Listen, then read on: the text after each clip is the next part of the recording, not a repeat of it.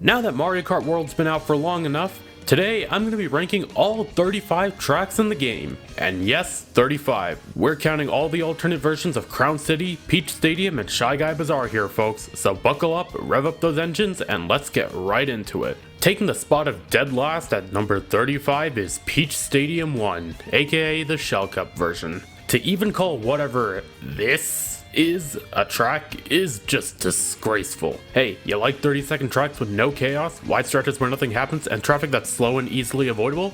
Then boy, are you in for a treat. I have practically nothing else to say about this track because there's barely any track here to talk about. It's almost like they made the battle stage first, then realized, hey, we need 32 tracks for Grand Prix, but we only have 30. And someone just said, do an inverse Mario Kart 8 Wii U, and turn the battle stage into a racetrack. At number 34, we have Koopa Troopa Beach. It's Baby Park, but as a beach. And I guess Nintendo realized that as well because they went back to the track's SNES roots to give it 5 laps. The aesthetic upgrade looks nice, especially with the whole beach party vibe going on, and I really like the remix music, but other than that, it's the same old sandy circle that you played on the SNES or the DS. For number 33, we have Crown City 3. Unlike the first two versions, this version doesn't appear in Grand Prix and can only be played in Versus if you approach it from certain courses. Not that I'm necessarily complaining, since there's barely anything to do here anyways. There's some grind railing you can do in the alleys, but aside from that, it's just a straight line in the water, then a straight line on the pier, and done. Much like the third variants of the Tour City tracks, this is the weakest version of Crown City. Number 32, Crown City 2. It's slightly more interesting than the third version because you drive past a half pipe and there are plenty of walls and rails you can ride as you're going down the stairs, all finished off by a quick journey through a narrow alleyway before finishing off at the beach. It has a little more substance, but not by a lot. Number 31, Starview Peak. Well, the first half of that name is true since you're so high up a snowy mountain that you can see the stars, unless you're unfortunate enough to be playing the stage during the day like in my footage here. But the second half is the biggest bait ever. The best way to describe this course is if Ice Ice Outpost and Rosalina's Ice World had a drunken one-night stand, had this course 9 months later, but they constantly neglected it so he never got his milky to grow big and strong. Basically, big straightaways that are too wide for anything interesting to happen, a water section that is lengthier than it needs to be, and barely any opportunities for shortcuts.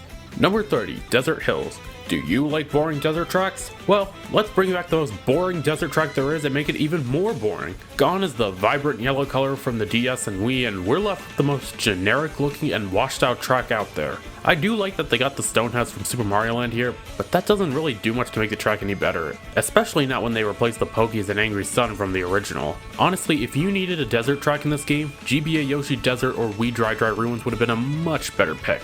Number 29, Mario Bros. Circuit. As the first track in the game, there's only so much that it can do. But honestly, I think it's one of the better introductory tracks in the series. Not just because it has a unique theme instead of just grass again, but it also gives many opportunities to learn the various mechanics like rail grinding, and there are more shortcuts that litter the track than you might expect. So it's not a bad track, just sorta there. Number 28, Peach Stadium 2, aka the Special Cup version, aka the only version of the course you play in Versus Race and Time Trials, just in case you still didn't think the Shell Cup version was just an afterthought. It doesn't have Mario or Circuit in the name, but make no mistake, this is literally just this game's version of Mario Circuit. The course is just whatever. You like Mario Kart Stadium or Mario Kart 8's Mario Circuit? Yeah, this course is basically just those two in disguise, and it works as a nice little beginner track.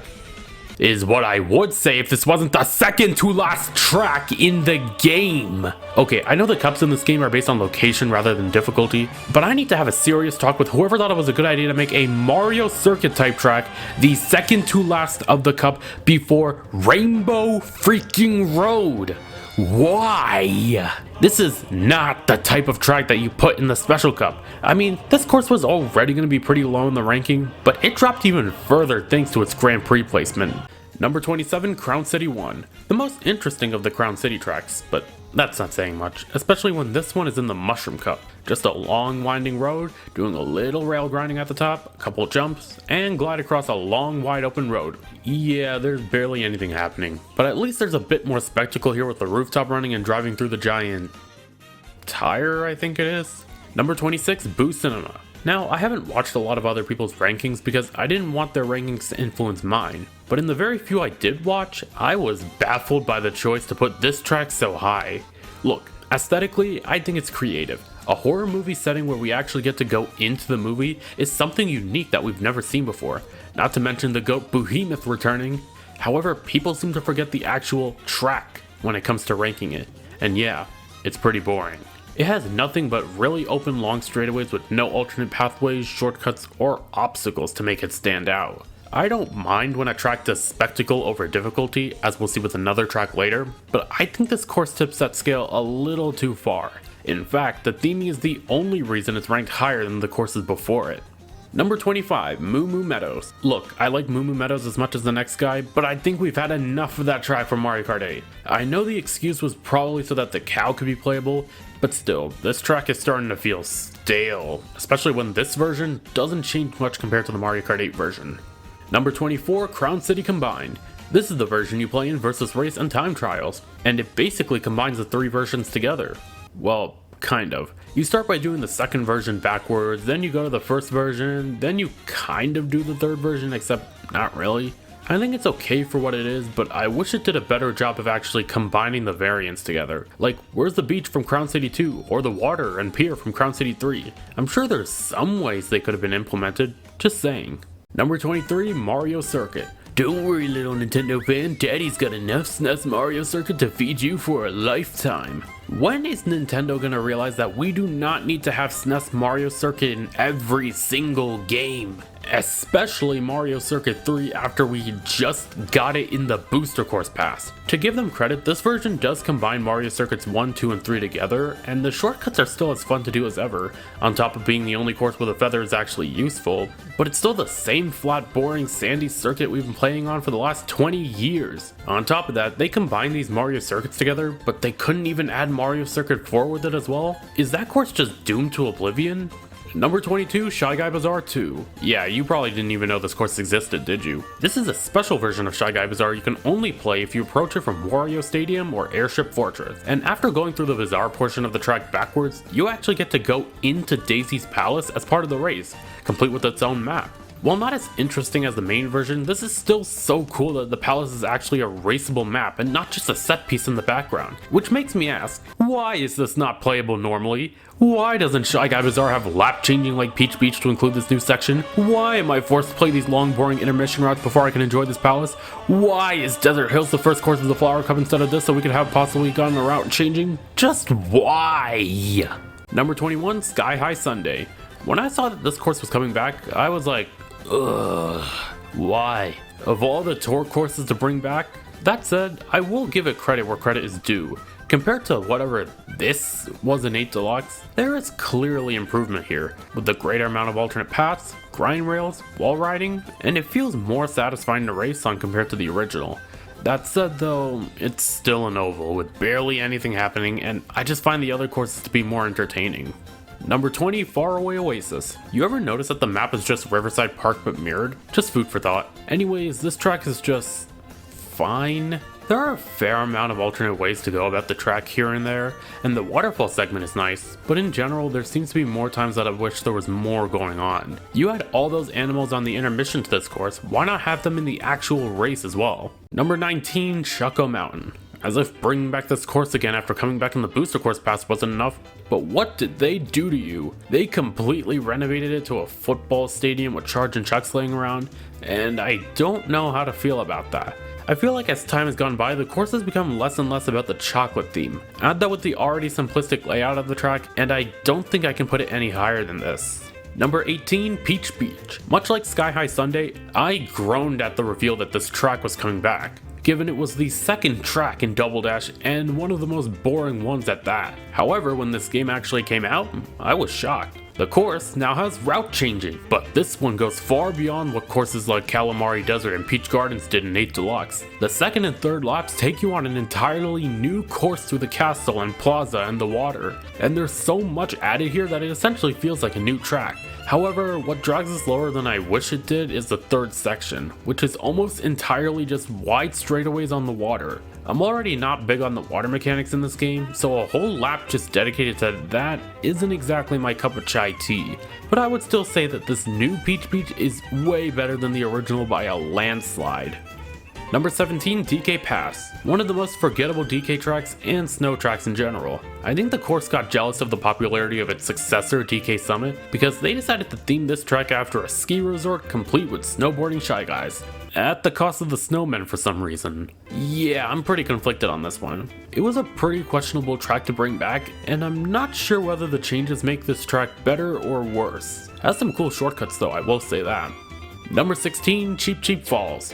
Spoiler alert, we got a long string of water tracks coming up, and besides Peach Beach, this one is definitely the worst of the bunch, and I don't think the rocks and rails here help in any regard. However, the theming is definitely one of the more unique ones, with the Japanese autumn vibe really standing out here. Number 15, Dandelion Depths. I like the course visually, especially the resemblances to the Wooded Kingdom along with the underground section, though it's slightly dragged down by its somewhat bleak layout. There's an alternate path or two occasionally, but most of the time you will probably find yourself sticking to the main route. Not to mention the lack of any real hazards around here. The water section is somewhat boring, but its slightly hilly style makes trekking here somewhat more interesting than others. Number 14, Warrior Shipyard. This was one of the most polarizing retro courses in the game for me. A track that was all about going underwater originally was brought back in a game where you drive on the water. Despite that, I don't think they did too terribly translating it, and they added a lot of new routes and shortcuts thanks to the grind rails. That said, there are a few things that I think aren't as good as the original, such as the pipes not shooting out air anymore, and the removal of fish bones as obstacles, especially in a game where you can play as one, is surely a decision and a half. And wrapping up our streak of water courses is number 13, Salty Salty Speedway, the best water course in the game. Mostly for reasons besides the water. First of all, I love the Venice or Delfino Square vibe I get from this course. It's almost like a Lost City track from Tor. Anyways, this track has a lot more depth than it lets on. What appears as a simple drift through a corridor changes when you decide to ride the walls and find all kinds of secrets and shortcuts, especially the big cut at the end. I haven't personally mastered all of these yet, mostly because I haven't had time to play the game that thoroughly, but seeing all these kinds of options makes what would seem like a more forgettable straight water track actually more fun. Number 12, DK Spaceport. First of all, a DK track that isn't another jungle or snow track is always a great thing, but then add on the fact that the whole track is a reference to the first level of the original DK game, complete with its own robot Donkey Kong, is just the cherry on top. The idea that each layer also has its own set of obstacles and challenges to get through is also pretty cool, and I like the small cuts you can do if you have the right item. That said, the difficulty is kind of where it loses points, because while each section is different, the obstacles they have aren't too difficult to avoid, and most of the time the course can be summarized as a straight line with a 180 in between. However, that doesn't deter me from still having fun on this callback course. Number 11, Acorn Heights. At first, this course seemed kinda bland, but then it grew on me over time. Get it? Cause it's a tree. This course has more options than what it may originally seem like, and you can tell that as far as the beginning of the track itself, with the different options with the grind rails, and whether you want to stay on one or jump from one to the other. Then, you get past the gliding section and find many options with the walls, the bouncy mushrooms, and the plants that you can grind on. All concluded by the ending where you gotta take a path that will get you to the end, but also the path that will avoid the falling acorns.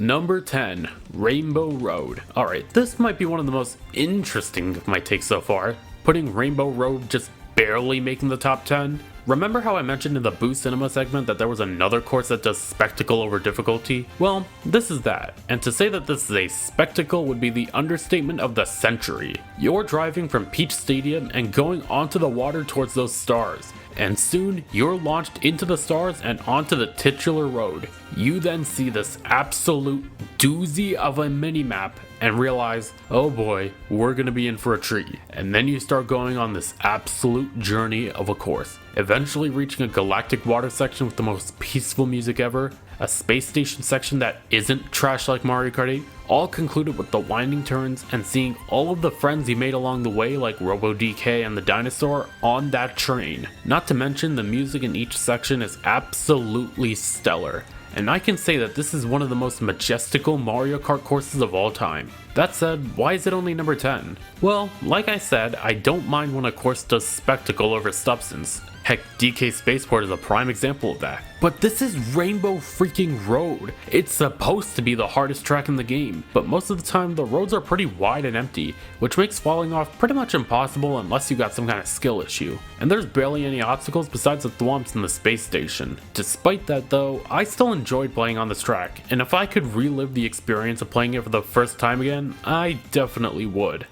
Number 9, Toad's Factory. Now this is a callback course. Having never seen this track reappear in anything since Mario Kart Wii, I was excited to see what this new version of Toad's Factory could present, and boy did it deliver. It had new routes with grind rails and wall riding, and I especially like this new shortcut with the girders in the end. A nice way to upgrade a classic track that's been waiting for a comeback. Number 8, Whistle Stop Summit. Never thought I'd see the day that a track from the Mushroom Cup would be this high on the ranking, but alas, here we are. There's more depth to this track than it may initially seem, and it's all thanks to the track's focus on the grind rails. You'll be grinding everywhere while you're on this stage, including the train tracks, the sidings, and more, and this alone opens up the opportunities for so many different shortcuts. I've watched some of the top records for this course, and the kinds of shortcuts that you can do on this track are absolutely insane. Like, look at this! Again, I haven't had the time to try these cuts out for myself, but when I do, I'm probably just gonna appreciate how fun this course is even more.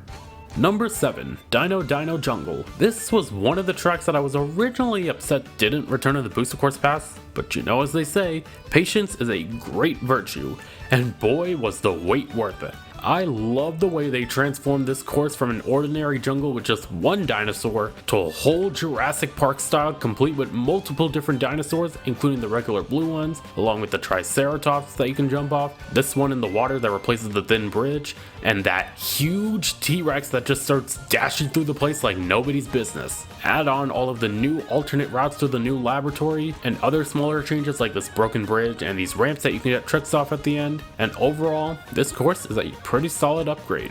Number 6, Wario Stadium. This course was a roller coaster of emotions when it was revealed to be coming back. I saw it in the Nintendo Direct and got hyped because they were finally bringing this track back after decades of oblivion. But then I saw gameplay of this track, and when I saw that minimap, I was horrified. They had literally sky gardened my boy to oblivion. Like, this and this were not the same thing. I was mortified. I thought they had ruined the course that everyone was hoping would return one day. However, you know what they say, never judge a book by its cover. As soon as the game came out and I saw just how in-depth this course really was with the walls and rails, and how the world records all use these, my perspective of this course completely changed. Where the stage cut down on its length, it made up for in substance, and as someone who always likes to learn new pathways or ways to play the game, the way the course just seemed nerfed but actually added a lot more within is something I gotta commend. Number 5, Airship Fortress. Compared to other retro tracks in this game, there aren't really many changes in this course aside from some new grind rails. However, this course didn't really need that many changes, and before you say anything about nostalgia bias or whatever, I never owned a DS or 3DS, so I've never been able to play Airship Fortress before Mario Kart World, and let me just say I had a blast playing it for the first time. If not for any insane layout, tech, or difficulty, it's definitely for the vibes. This stage, especially in this game, feels like you're caught in the middle of a war zone, and I like how it harkens back to the airship levels in Mario 3. Just the aesthetic alone really makes it stand out among other stages, along with that sweet western-like song, which you may think wouldn't fit with an intense battlefield stage like this, but it just does. Number 4, Shy Guy Bazaar 1. Okay, now you probably think I'm insane for including what was a Mushroom Cup track in the original game here at number 4, but honestly, this version of the course came with nothing but upgrades. I already thought the original track was pretty good on its own, but then this track came along and made it even better. The number of ways that you can race on this course is absolutely insane, and that's what I like about these races, how much variety there is here. The new grind rails on the sides and the walls lead to so many different ways to keep away from the pack and sneak your way into the lead. Even this section here that was originally just jumping is now filled with alternate rails to keep the pack spread out. This course feels pretty special to play in this game, and once you learn all the shortcuts and strategies, you'll feel like that even more. Number 3, Bowser's Castle. This might be one of the most unique Bowser castles that we've gotten in the series. While others in the past have gone for a traditional lava theme or an eerie, intimidating theme, this one goes for a full-on futuristic style. Large mechanical hallways, flying through a thundercloud, driving past the mouth of a giant Bowser, fireballs that fall down onto the stage, and of course the road that actually speeds you up more than usual. On top of that, this course has some of the most immaculate shortcuts in the game. I mean, just take a look at what the world record does and tell me that this isn't the coolest thing that we've seen in Mario Kart speedrunning. Love seeing this unique take on a series staple. Number 2 goes to Great Question Block Ruins. I was impressed with this track before the game even came out. First of all, the course definitely gets its points for creativity. Question blocks have been a staple of the Mario series from the very beginning, so to give them their own dedicated course, it's just amazing. When are we getting Question Block as a playable character, Nintendo? You turned so many other Mii costumes from Tor into playable characters, and if Crash Team Racing can have a checkpoint crate as a playable character, then surely Mario Kart can give the Question Block a chance, right? And then there's the gameplay itself. The course is just filled with so many alternate pathways and routes that make the course so much fun to race around on. And of course, you can't talk about this course without talking about the big cut at the end. When I saw this from off-screen footage prior to launch, I knew we were in for a treat with this game and its mechanics. I was originally doubtful of how meaningful the wall riding and rail grinding mechanics in this game would be, but this banger of a course really solidified that we would be in for a great time. But now for the number 1 track in Mario Kart World.